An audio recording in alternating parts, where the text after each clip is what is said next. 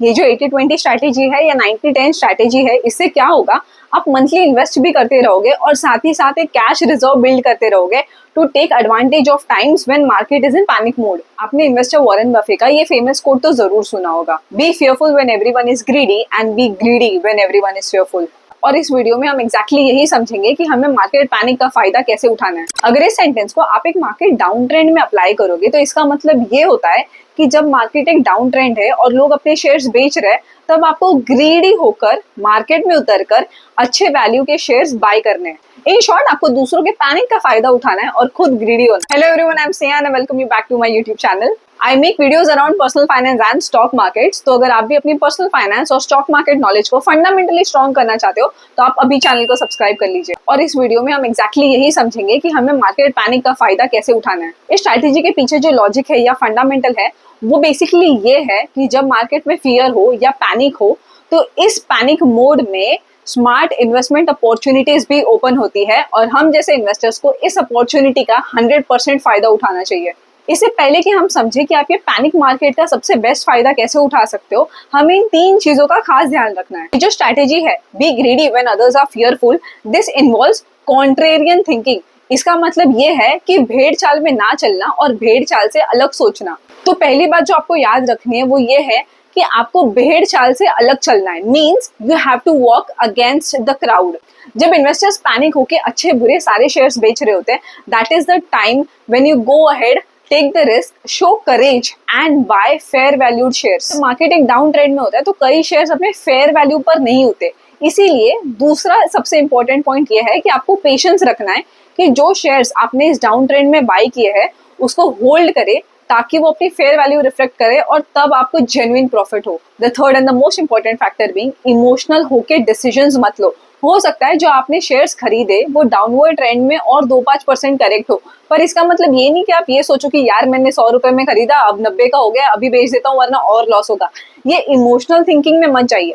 आप अपने long term goals, company के फंडामेंटल्स और अपने पोर्टफोलियो रिस्क के हिसाब से शेयर्स खरीदो ताकि आप इमोशनली डिसीजंस लेना अवॉइड करें। अब बात करते हैं उस एवरग्रीन स्ट्रैटेजी की जो वॉरेन बफे जैसे इन्वेस्टर्स यूज करते हैं to take advantage of this fearful situations. इससे पहले कि आप इस कंक्लूजन पे जंप करो और मुझे बोलो कि यार ये स्ट्रैटेजी तो करोड़पति लोग फॉलो करते हैं, हम तो छोटे मोटे इन्वेस्टर्स हैं, हमें ये स्ट्रैटेजी से क्या फायदा। Then let me tell you, अगर आप 1000 रुपए ढंग से इन्वेस्ट नहीं कर सकते तो आपके पास जब करोड़ों रुपए भी आ जाएंगे तो आपको करोड़ों रुपए भी ढंग से नहीं इन्वेस्ट कर पाओगे। And let me share something very wise with you. जो इन्वेस्टिंग के फंडामेंटल प्रिंसिपल्स 100 रुपए पे अप्लाई होते हैं, वही सेम प्रिंसिपल 1 लाख रुपए पर भी अप्लाई होते हैं और वही सेम प्रिंसिपल्स 1 करोड़ रुपए पर भी अप्लाई होते हैं। इसीलिए अगर आपने अपना इन्वेस्टमेंट प्रोसेस स्ट्रांगली एस्टैब्लिश कर दिया तो आपका पोर्टफोलियो बैलेंसिंग, इन्वेस्टमेंट और capital appreciation will take care of itself. इसी के साथ वॉरेन बफे का एक और कोट सुनते हैं जब उन्होंने कहा था, जब मार्केट एक डाउन ट्रेंड में हो और कौड़ियों के भाव में सोना बरस रहा हो तब चम्मच लेके मत जाओ, एक पूरी की पूरी बाल्टी लेके जाओ।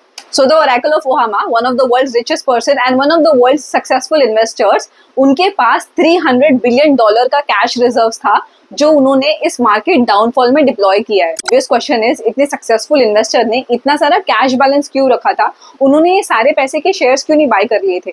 The obvious answer to this question is, वो वेट कर रहे थे कि जब मार्केट में करेक्शन हो या जब मार्केट एक डाउन ट्रेंड में हो तब ये कैश बैलेंस डिप्लॉय करेंगे और इन्होंने इस करेक्शन के टाइम पे भी सेम स्ट्रैटेजी अप्लाई की। हर बार हर एनालिस्ट, हर इन्वेस्टमेंट एडवाइजर को कहते हुए सुना है कि यार आप हर महीने एसआईपी करो, जितने पैसे बचा सकते हो 10%, 20% उसकी एसआईपी करो, म्यूचुअल फंड में डालो, स्टॉक्स में डालो, कहीं भी इन्वेस्ट करो। बट ये समझना भी जरूरी है कि कंसिस्टेंटली मंथली इन्वेस्ट करने के साथ साथ आपको अपने पास एक कैश बैलेंस या कैश रिजर्व भी मेंटेन करना चाहिए। कैश रिजर्व को बिल्ड कैसे करें, चलिए समझते। अगर आपके पास महीने में इन्वेस्ट करने के लिए 10,000 रुपए का बजट है तो आप इंश्योर करो कि आप 8,000 या 9,000 रुपए ही इन्वेस्ट करो। आप बचे हुए 1,000 या 2,000 रुपए को एक सेविंग्स अकाउंट में बिल्डअप करते जाओ ताकि जब मार्केट में एक स्टीप फॉल हो या मार्केट में एक करेक्शन हो या मार्केट में एक पैनिक मोड हो तब आप अच्छे क्वालिटी के शेयर्स रीजनेबल प्राइस पे परचेज कर पाओ।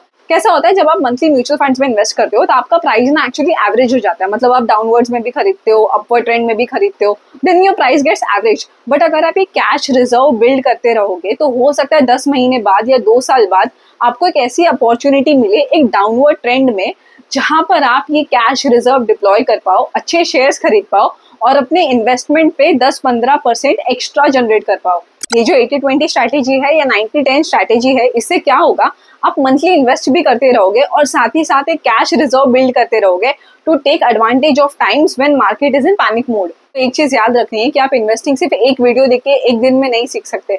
तो आपको जो अपना इन्वेस्टिंग प्रोसेस है उसे रिफाइन करना होगा, उसे शार्पन करना होगा, ताकि आप अपनी गलतियों से सीखो। जितने जल्दी, जितने कम अमाउंट पे आप गलतियां कर पाओ उतना बेटर है, क्योंकि तब आपका लॉस भी उतना ही कम हो। Let me know in the comment section below कि आपको ये 80-20 स्ट्रैटेजी कैसी लगी, और अगर आपने रिसेंट टाइम्स पे कोई शेयर्स अच्छे रेट में बाय किए with your existing cash reserve, तो मुझे उन शेयर्स के नाम भी बताइए।